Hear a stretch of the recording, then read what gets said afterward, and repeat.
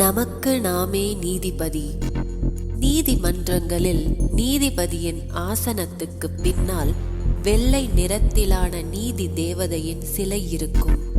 நீதி தேவதையின் கண்கள் கருப்பு துணியால் கட்டப்பட்டிருக்கும்.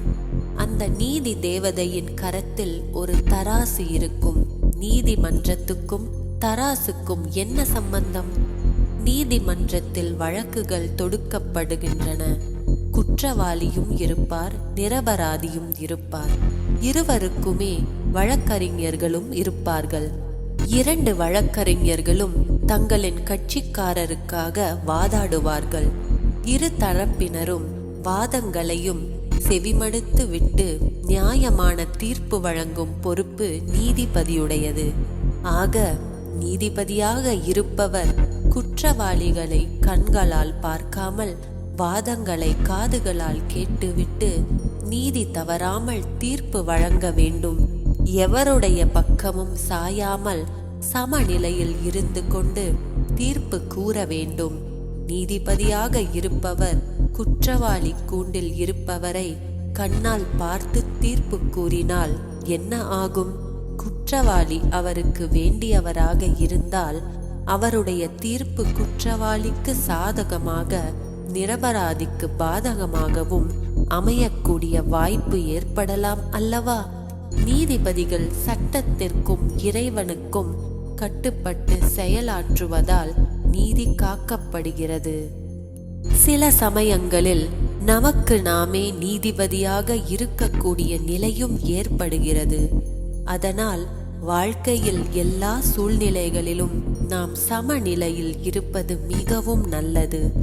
ஏனெனில் இந்த சமநிலை இல்லாத காரணத்தால் பல சமயங்களில் உறவுகளில் கூட விரிசல்கள் ஏற்பட்டு விடுகின்றன. ஒரு நபர் மீது முழு நம்பிக்கையும் வைத்து விடுகிறோம். அந்த நம்பிக்கையை தகர்த்தெறிந்து நமது உறவை பிரிப்பதற்கு வேறொருவர் முயற்சி செய்கிறார். நமது நம்பிக்கைக்கு பாத்திரமானவரை பற்றி நம்மிடையே பொய்யான தகவல்களை கூறுகிறார். அத்தகைய தருணங்களில் நாம் என்ன செய்கிறோம்?